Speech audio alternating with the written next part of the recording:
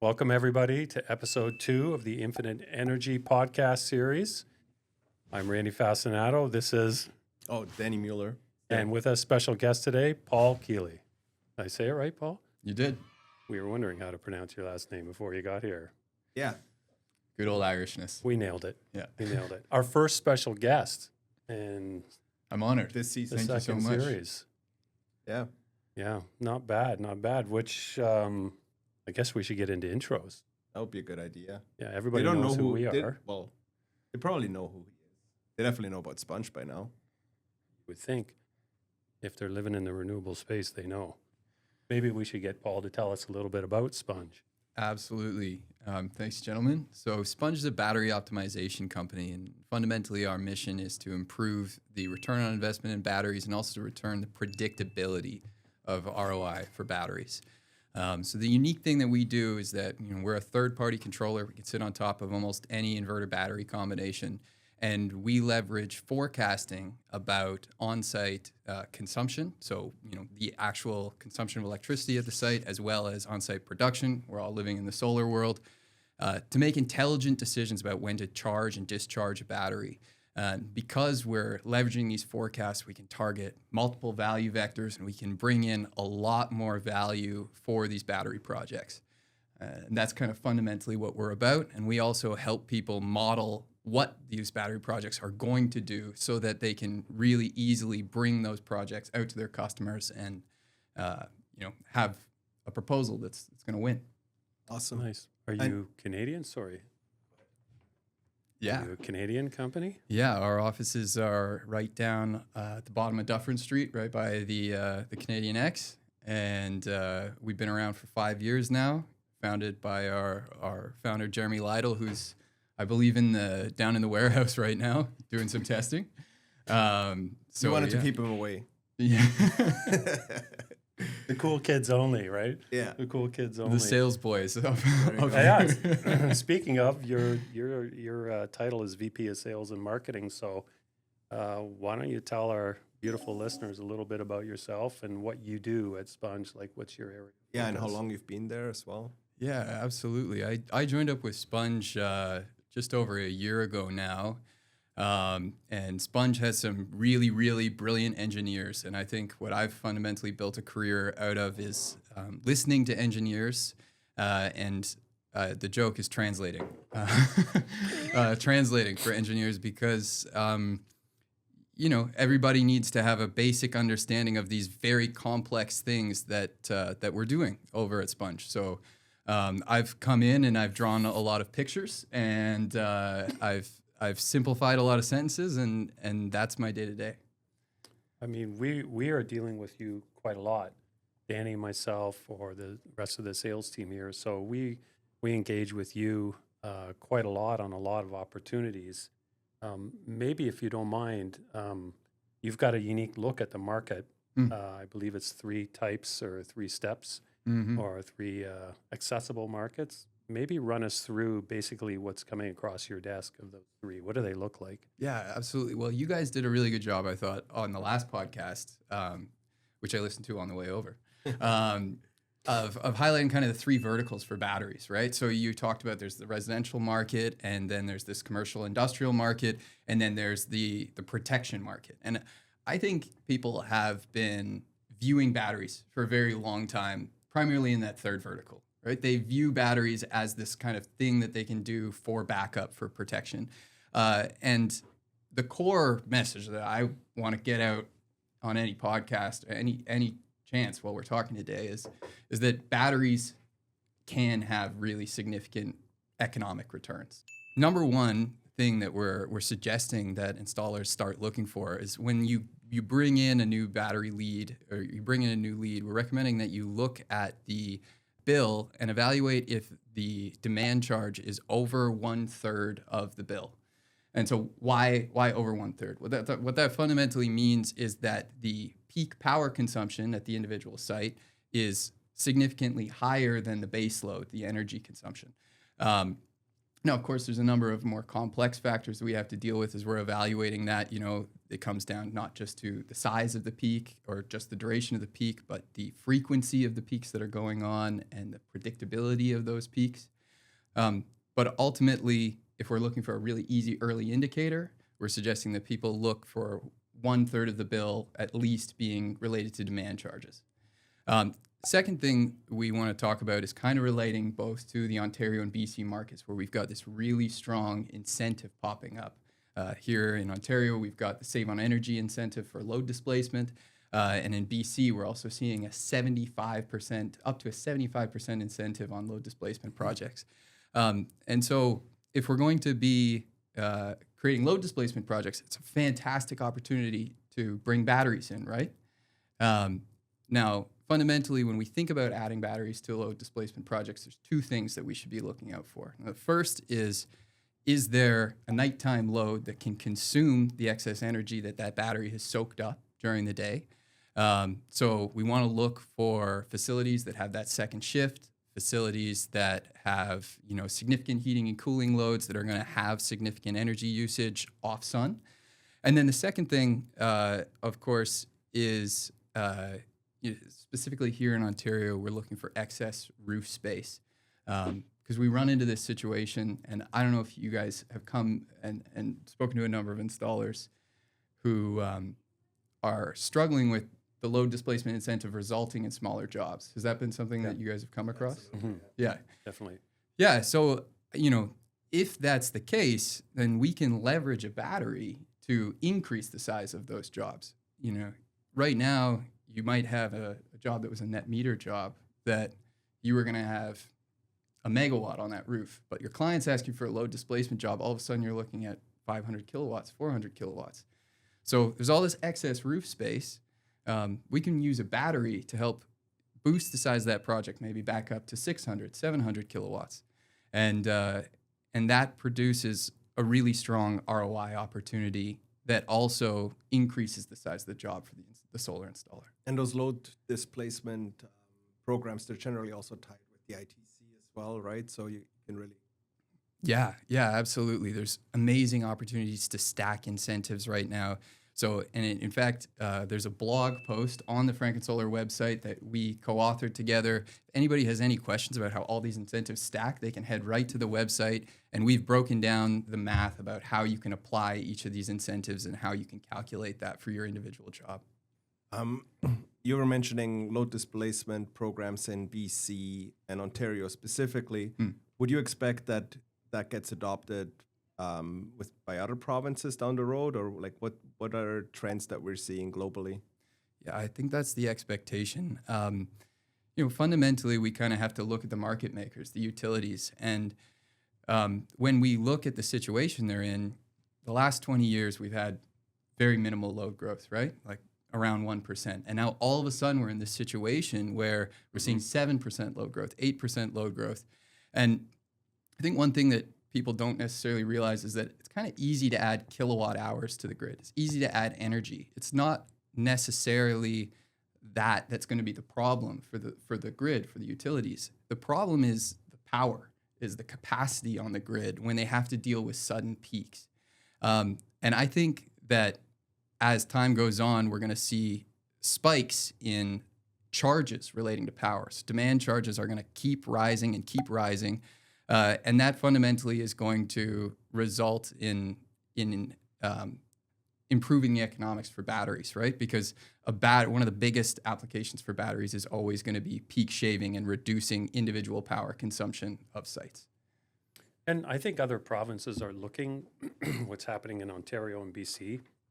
Well, we know it for a fact, right? Utilities all have the same problem across the country, regardless of what province they're in. And some provinces are on higher growth mode as far as new business or business scaling up or expanding and the need for energy. So, I mean, all eyes are on Ontario and BC right now with these programs. I think Ontario is moving quicker with the program. There's more things established, where the BC program is dependent on acceptance of software and hardware into their infrastructure. So that slows it down a little bit, but we're definitely getting there. You're helping to get there. We're helping to get there. So a lot of roadblocks being moved slowly, but correctly. But for sure, if we look at the highest growth right now, it is the commercial space in Ontario. I mean, Danny and his team have seen sales completely going up there on the solar side as well, It's and crazy everybody's how talking much. about battery. Like I don't right? think we've ever quoted this much commercial rooftop since I've done solar. So I'm sure you're seeing similar on the storage side, right? Yeah, absolutely. It's been a really fun year. And it'll be a great, and like this year we're all building it together, and it's going to get a little more competitive as we get to the close of 26 and into 27. There's a lot of things that are unknown in the industry, and there's a lot of people struggling with first projects. But eventually, we're all going to be educated to a certain point. But that kind of segues into the reason why we work together. Yeah. And before we get into that, a few more questions on the just the growth of the demand. What is driving that, really? Like, what is driving those demand, the peak demand that we are having and need for electricity? Well, to the best of my understanding, the individual utilities, energy costs are regulated by the Ontario Energy Board, the Here in ISO. Ontario, The individual utilities, the only way that they can make their money is by raising the cost on transmission and distribution charges, which ultimately ends up manifesting as demand charges for commercial customers. And so they every year need to apply to change their rates with the OEB. So I apologize to the Canadian audience. I end up speaking about the Ontario market that I know best, right? But they end up applying, and the thing that they have the most power over is the distribution cost. And so we're going to see those distribution costs continue to rise, I think. And overall, electricity is also on the rise, the amount of electricity that's needed, right? Yes, absolutely. What would you say is the major driver for that? Well, we know we've got significant electrification going on in our factories. Everybody's aware of the data center story. We've got EV adoption coming along at pace. We'll see what happens now that Carney has allowed the Chinese EVs in. For 50,000 cars. 50,000 cars, but is that going to be just like the first trickle that allows us all to think it's okay? Yeah. Well, we'll see. I just came back from China. The cars are amazing. I tell you that. So there you go. I mean, I heard $10,000 was the cheapest entry point for an EV in China, and that's It's possible because even like last year, Alex and we went to see some cars while we were over there, and what you're getting for relatively little money is quite significant. And just like the luxury of it all is quite impressive. Yeah. So safe to say that battery technology is safe, and everybody's striving to have a better battery for all kinds of applications. I mean, we could discuss EVs forever, right? It's fun. It's fun. We've had a lot of fun looking at the different car brands while we were over there. I'll bet. And there are a couple other types of opportunities, I think, that end up on your desk, either through us or people contacting you on their own. One of them, obviously, is remote community, a la Microgrid. And the other would be an example like a mining community, right, where their core focus is to offset fuel or diesel. So we're starting to see some of those. We're supplying into those. And sold a couple of those. They're no longer niche, right? They pencil out and they make a lot of sense. And for the mining community, not only is it a great way to save money, but they're looking at 2-year paybacks on some of this stuff. But it's the right thing to do. Yeah, and I mean, like, you're competing against diesel that's being flown in with helicopters in remote communities and mining. Like, it's crazy what people do. And what do you see there, like, in those applications? What is generally the goal of an application like that? Yeah, I mean, when we bring Sponge in, usually we're talking to somebody who's been operating on a generator for a significant period of time. It's very, very expensive to bring that diesel in, and they realize that they can offset a massive portion of that diesel with a simple battery and a couple solar panels all set up. So what Sponge is doing there is leveraging the relationship between all three of those assets so that we're absolutely minimizing the amount of diesel that's going into that system, and we're maximizing the amount of solar capture. And there's a number of ways we can do that. That might be a potential webinar where we can do some drawings to show actually how we're leveraging the power flow in different ways in order to maximize solar consumption. Yeah, maybe our listeners, if you want to leave some comments on, webinars you'd like to see us do together with Sponge, please leave a comment. No, I agree. There's lots of opportunity there. Let's drill a little bit deeper into the basically load displacement. Okay, so let's say I'm an installer. A past customer has come to me with multiple industrial locations, said, hey, Randy Solar, I need you to put another 500 kilowatts of solar up on the roof for these various reasons.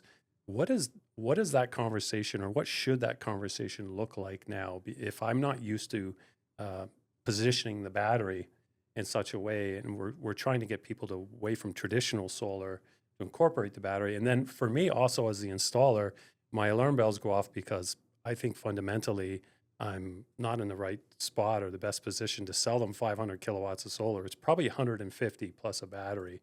You know, like, how do you see that conversation playing out, or what is that conversation going to look like or sound like?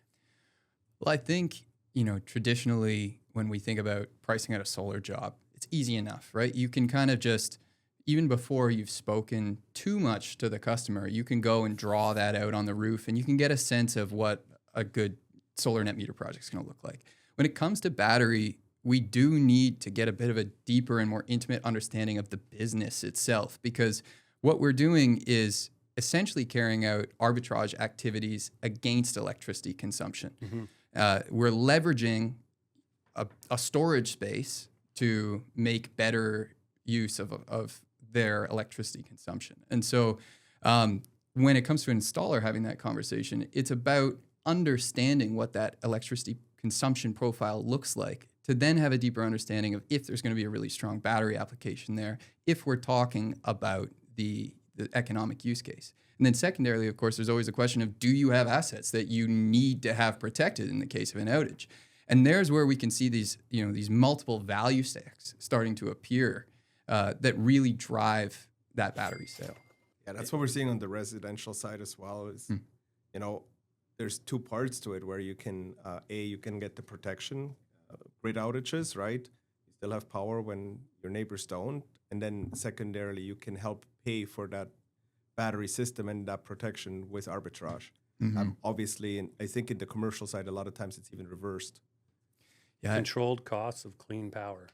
There you go. Really, right? That's what we're all kind of to have here and attain.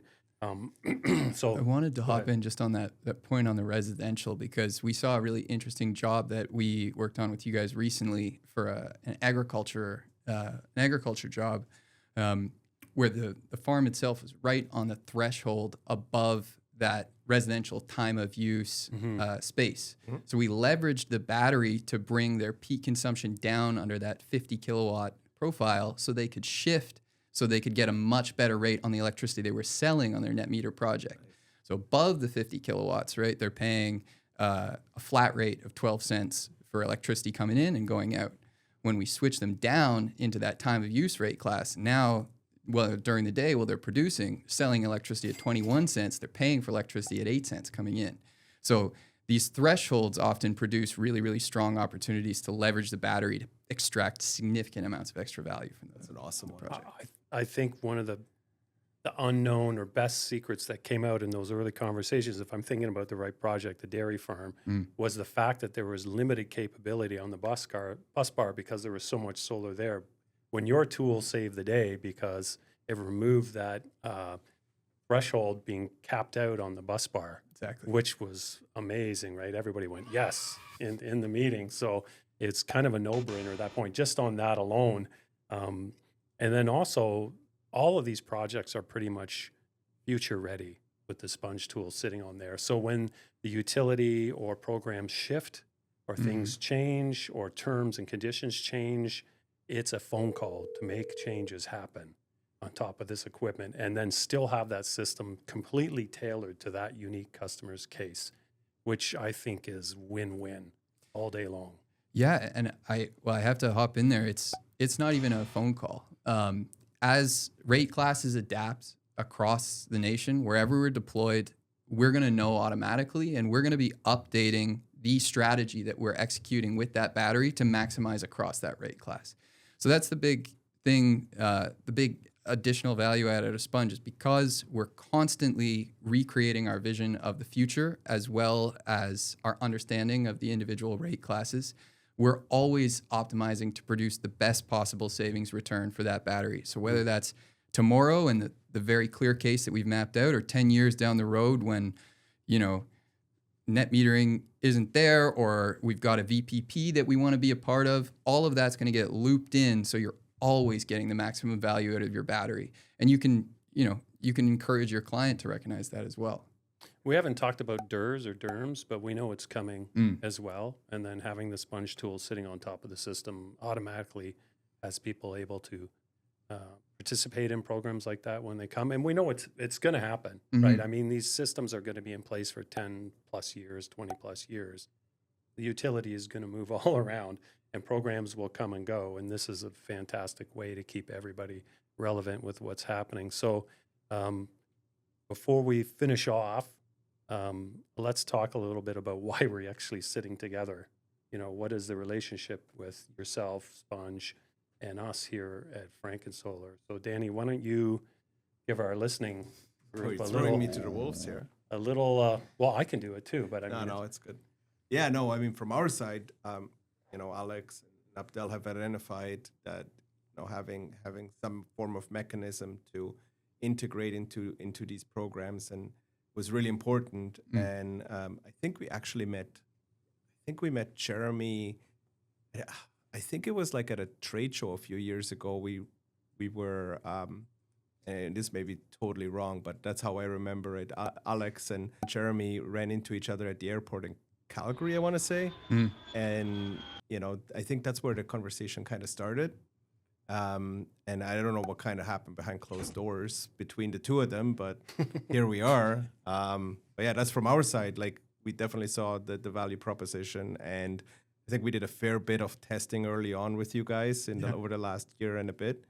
And the guys downstairs in the engineering team were super impressed with what you guys can do. So that's how it started from our side.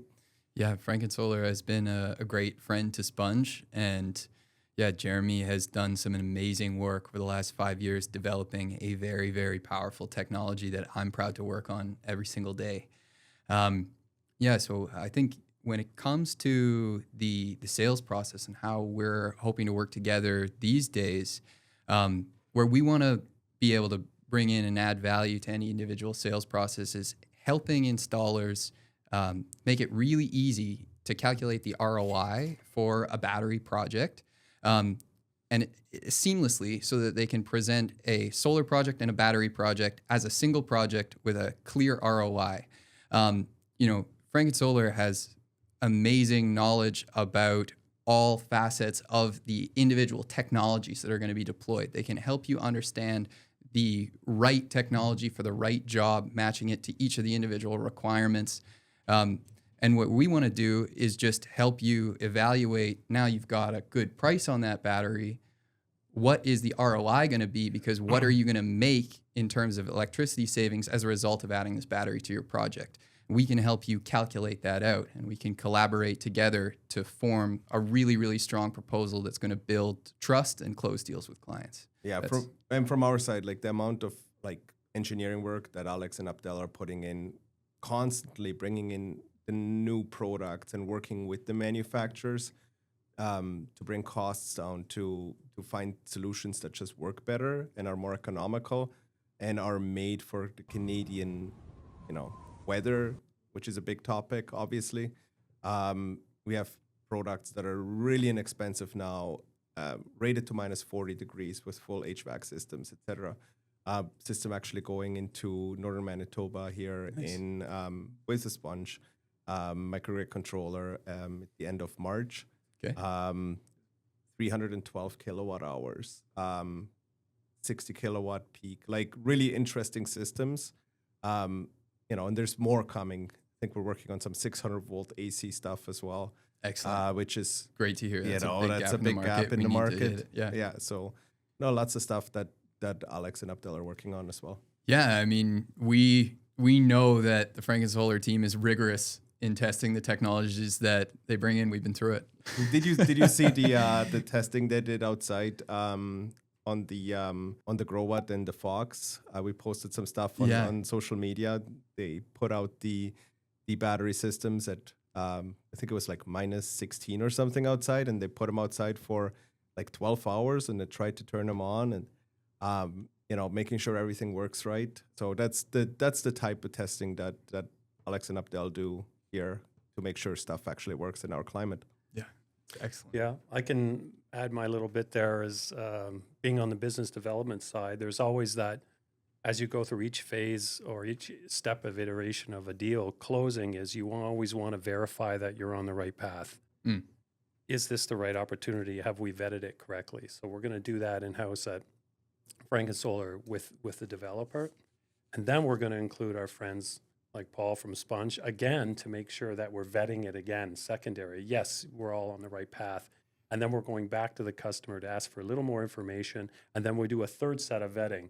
Ultimately, when Frankensolar is going to put a quote in front of the developer, we then go to the manufacturers to make sure that we are using their equipment in the right or the most ideal setting.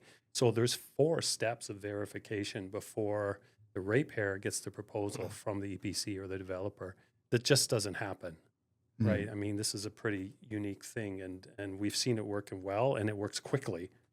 Maybe, Randy, you want to talk about, like, if one of our listeners has a project or projects that they want to pursue or like find out a little bit more if it makes sense, what are best steps of going up about that, and what do they need? Well, yes, Danny, I can talk to that. Thank you. So ideally, it goes like this. You're going to reach out to your Frankensolar sales representative or contact us directly at Frankensolar. We are going to walk through the commercial intake form, the project intake form, in detail with you. Which we've tried to simplify as much as possible. We Not always like some try of to. those other ones we have seen where Yeah. they ask all kinds of crazy questions. We're trying to keep it as simple as possible. So I think we figured out how to really realize if this is a good opportunity within 20 minutes of conversation, and then ultimately, go through that intake form with the ratepayer. We're happy to do that on behalf of the installer or the developer. Once that is in-house, we are going to review it with our engineering team in-house, and we're going to go back to the developer and talk about, hey, here's our A, B, or ABC type scenario. If they all nod and we agree, here's some budgetary numbers, we are then going to reach out to Paul and team to again get that second verification to make sure, hey, we're going to use this equipment. We need your tool to do these specific things, right? And those specific things vary from being in London, Ontario, where the grid is very constrained and they want very, very strict way that system interacts with the grid or does not interact with the grid, as opposed to, let's say, Ottawa, who could use some extra power. So, that's where the conversation is is detailed, and then we're going to rely on Paul and his team. And then within about 4 to 5 business days, we usually have a proposal or a quote sitting in front of the customer. And if the developer wants to do a very deep dive into the analysis of the system, then Sponge can do a light or full proposal on that system. And they're really unique and detailed, that information they share. Yeah, speaking really briefly to what that entails, usually what we'll do is we'll pull in interval data. We'll try and pull together a year of interval data for the proposed site. And so the question that we're asking at the center of this simulation that we're going to run over top of that interval data is basically what would happen if we took a look at each of these A, B, and C options that Frankensolar has placed on the table here, and what would your system do if we had installed that system a year ago and it was performing over the course of the year? What exactly would the return have been under those conditions? And that allows you to arrive back to your customer with a really clear picture. We'll give you actually a full year plot showing you exactly what the simulated power flow looked like, so you can demonstrate, not only, hey, this is going to produce savings, but here's how it's producing savings. You're not just buying a black box that's going to save you money. You're buying an activity that's interacting directly with the way that you consume energy, and here's how it's going to save you money. And I think that's one of those key things that's going to allow these sales to close. Yeah, beautiful. And we're at the 29-minute mark. So just wanted to say, unless you have anything to add still, Danny? No, just happy we got someone with hair to join our podcast for a change. I love good to be it. here, boys. I love it. and Enjoy it Paul- while it lasts. Yeah, we'll see. We'll see how long it sticks around. Yeah. Thank you very much for being our first guest on season 2 of Infinite Energy podcast here at Frankensolar. Love working with you. I love working with the Sponge team. And again, thanks very much. It's great to be here. Thank you, gentlemen. Thank you. Thanks, everybody.